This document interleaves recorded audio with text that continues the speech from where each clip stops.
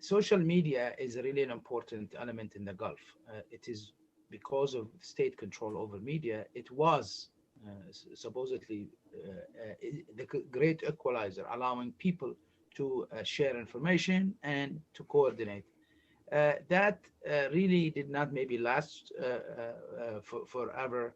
In the beginning, there was that space, but states have always been having an advantage over individuals.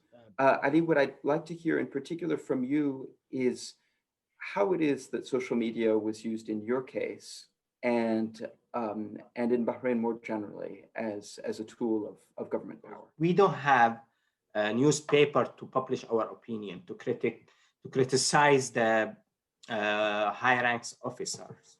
So we have to lay on anonymity to use the internet and to protect ourselves. And that's when the government came to invest more money trying to spy and discover who are those are active on the internet, on Twitter these days, and how to find them, arrest them, charge them, torture them, so they can silence everybody else. I'd like to hand the baton over to Marc and ask about maybe something slightly different, which is not so much the compromise of individual users or the de-anonymization of users through kind of rogue employees, but maybe the quality of the discourse when governments get involved. Seen, I think, since the Arab uprisings back in 2010 and 11, is a step change in the quality of online discourse. So I think the kind of period of techno-utopianism, sort of this positive view of technology that characterized 2010 and 2011, was taken over by the fact that people's experiences increasingly began to become quite negative. And so the discussions that were happening around maybe political reform, human rights, were basically subverted by malicious actors, often connected to the state. And so there's different ways of doing this, but the basic premise is the same, right? If you have the resources, you can then drown out any politically inconvenient discourse. Have you guys seen that people are genuinely turned away from, for example, using Twitter or Instagram or whatever it is, by this kind of abuse? Right, so this is an absolutely real problem. And it's not, we can't just view it as something that happens online. It's something that happens online in addition to it being validated by real and other brutal acts that take place offline. So we have to look at the whole ecosystem in that regard. I wanted to ask you a slightly different question, which is about how good social media companies are at protecting the personal information of their users. I think the main problem is that they are not aware of the level of repression that is exercised in the Gulf, specifically Gulf regions. As we know here in the US, for example, freedom of speech is a human right, it's protected. And those social media companies or tools are used to emphasize that and allow room for people to be open and connected, share thoughts, share ideas, share opinions, whether it's political or personal or whatever it is.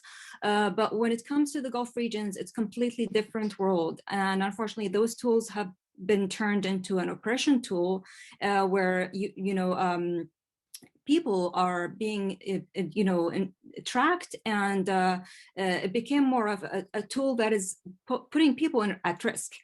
And this is something important for these companies to realize, to conduct research studies on countries, countries that are oppressive, to find better tools and ways to protect users or people in those countries. What are social media companies? It doesn't just have to be Twitter. What are they doing to tackle these three challenges specifically?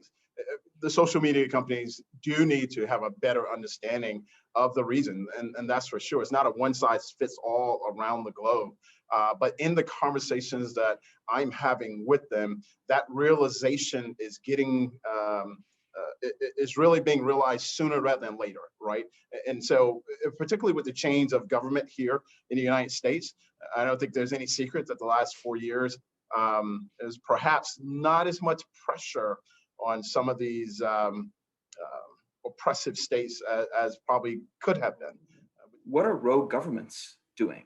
How do they see the years ahead?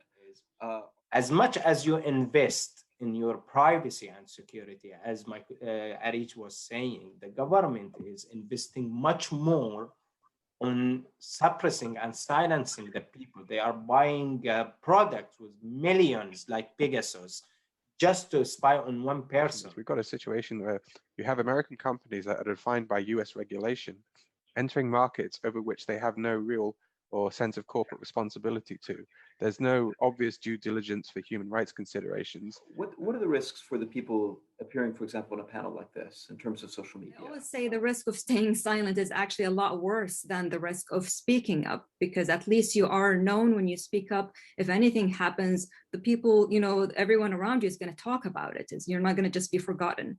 I'm doing this because I don't want my son to live the same fear that I used to live in it.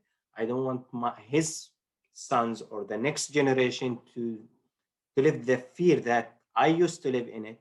My father, my grandfather, and my ancestor used to live in it. We need to move to a better or brightening future.